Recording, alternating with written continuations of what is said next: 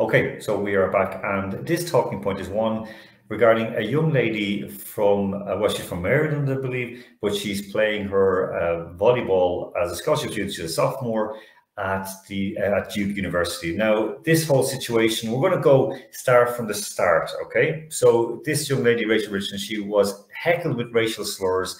BYU is Brigham Young University. It is the Mormon University out in Oregon.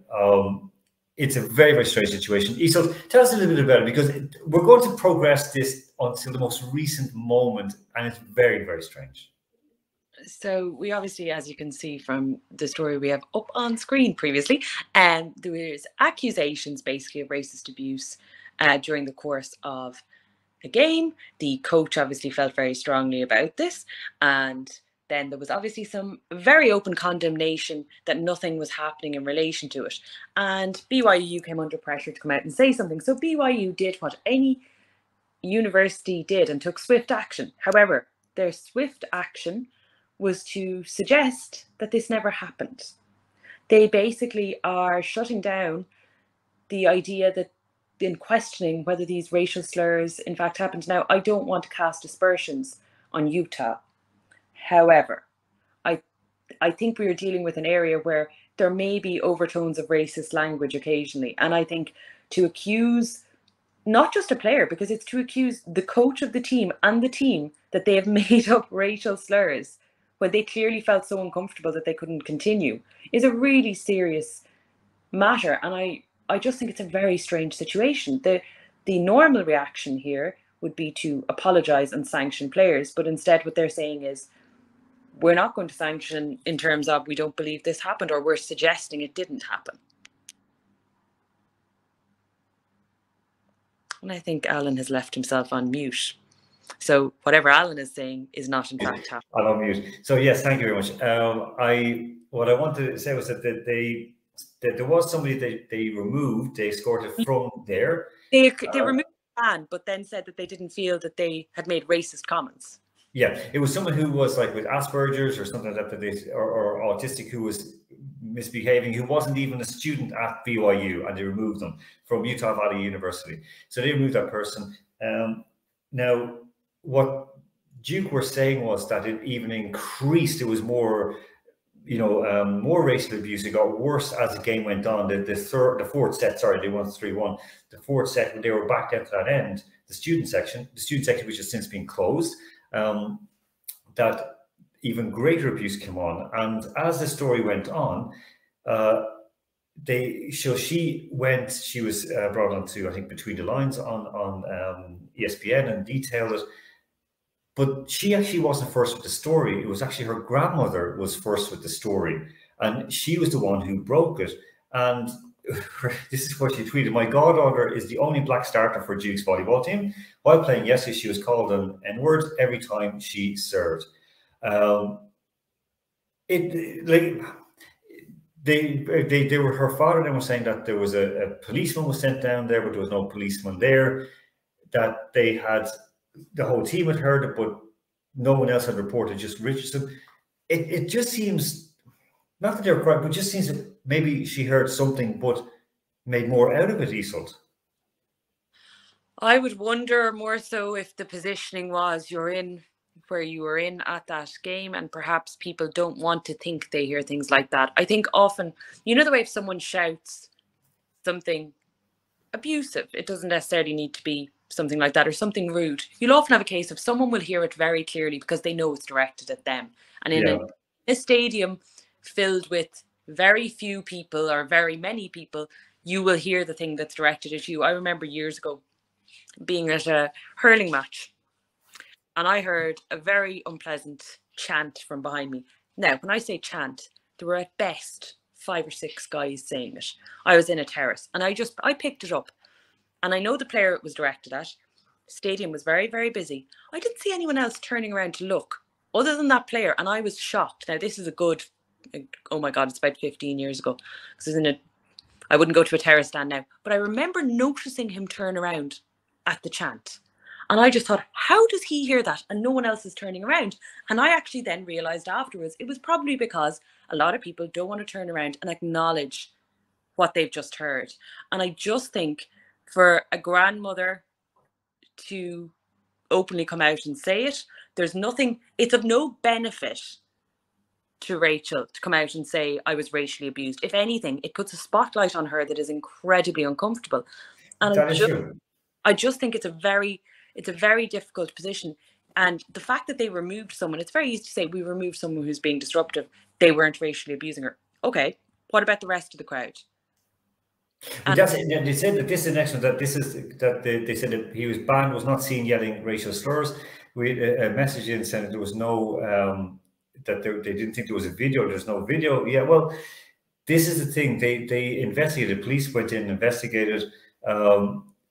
Some of the people from Duke as well were a little bit reticent, but an awful lot of other teams then they wore black shirts to support, kind of to fight racism, for example. And this is from NPR, and NPR we know is very much liberal, left wing, and they're reporting it that there was no proof, but it still seems, I don't know, like as you said, it could have been just that one person or a few people had said it. But on the videos, there were videos shown like from the game, but there was, okay, as you said, maybe she heard it, but there didn't seem to be any audible chance or abuse being made. And now it's turned around back, and the cannons are being turned on the grandmother because she has had a lot of issues with saying not polite things about white people, Mexican people, Asian people. Do you think that that's just an attempt to muddy the waters to sort of make it more difficult to make a case if it comes to it? It obviously is very easy. That's the thing. It's very easy to dig up dirt on people and to try and water down in terms of anything they've said. And I appreciate that. But at the end of the day, if a player is saying she's been racially abused, and let's call a spade a spade, she was the only black player on the court. So she's the only one who it could possibly have been directed at if they're making chants like that. And perhaps the demographic might speak a lot to itself. Like, are the rest of the players on either side having to deal with racism? Is it something that they've become accustomed to? Or is it something that is almost accepted to a point that it's not noticed because it's not directed at them? I just think it's a very weird accusation to make if it isn't true. But it's also the way they've come out, and unfortunately, I actually think the blatant denial of racism makes it worse. If they said we couldn't identify someone in the crowd, we felt there may have been some of this, we will look into it further. But to suggest that there's absolutely none is almost like, if anyone can show otherwise, you're in the wrong, because it's quite clear. It's just the blanketness of both sides is very strange. This is it. I mean, with the grandmother is running for the midterms in America. She's running for election. So, and like that's not to take away from her or what she said. Some of the stuff she's come out with, she's used very, I can say, emotive or racist language, which is really good. And actually, Rachel has actually downplayed this now. She's kind of saying, look, we have to treat people decently, and that's it. When, for example, when the shooting took place in like Uvalde, she said that like Fox News is breathing a sigh of relief. It's not a white kid. She seems to be pushing the narrative all the time, and as you said, like that, there's one side saying we don't have any audio evidence, we don't have any video evidence. The guy we removed was a bit strange. He wasn't one of our students. And then the grandmother who keeps pushing, saying that it's racism, and we have to protect black kids. Why can't they just have a discussion on it? Because even meet somewhere halfway, because this seems to be getting out of control as well. It's a very difficult position for, I suppose, it's a difficult conversation for people to have. And when people don't want to have difficult conversations, rather than having them, people become polarized in their views, and everything can be interpreted a certain way. Certain words have only one meaning, though, to be very clear. If that's used, it has only one meaning. But I think you're also dealing with a demographic where you have one black player out of two teams, that it kind of, it says it all about the demographic you're dealing with. And I can understand why, as a result, it can make a situation very difficult to have a discussion, because who are you having a discussion with? You're having a discussion with one player, making her feel alienated in amongst a group. So it's very strange. Normally with these things, I suppose in the world we live in, there's always someone has picked something up on video, or there's always someone who has something. This is it. But then it depends whose supporters are providing the videos. Well, there you go. And I mean, they could, but always this finds a way out. And this reminds me, I don't know, of that guy, Bubba, or could say Bubba Watson, the NASCAR driver.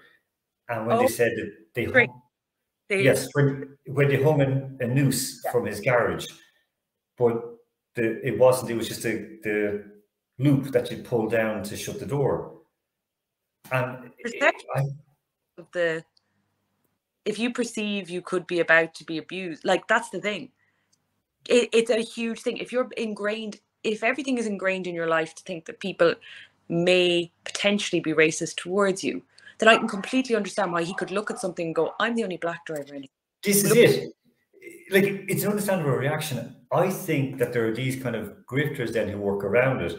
He might have said, oh, this seems a bit strange. And then someone could explain to him and say, no, but listen, not to worry. This is always here. We're sorry about that, and don't worry about it. But the media from both sides, from all sides, we're going to make so much money off this. And all the people who want to sort of virtue signal, they're going to lamp into this and go, oh, this is great. Frightening place to live in terms of mentally. You've endured so much racism, or you're in an area that you feel the potential for it is so high that you see something and that is your gut reaction, and that's completely understandable because it's reflective of the culture around you. It's very, very tough. So we've had our news story and our talking point. They're both very similar in that you've got two sides that are completely unwilling and unable to mesh, or not unwilling, but at least there's one side that's like pushing something, and they're like, no, and then the other side is kind of trying to defend itself and say, look, like, you know, BYU saying, look, like, racism rotten, we don't want this, we treated people out, we don't want this, but it doesn't seem to be enough.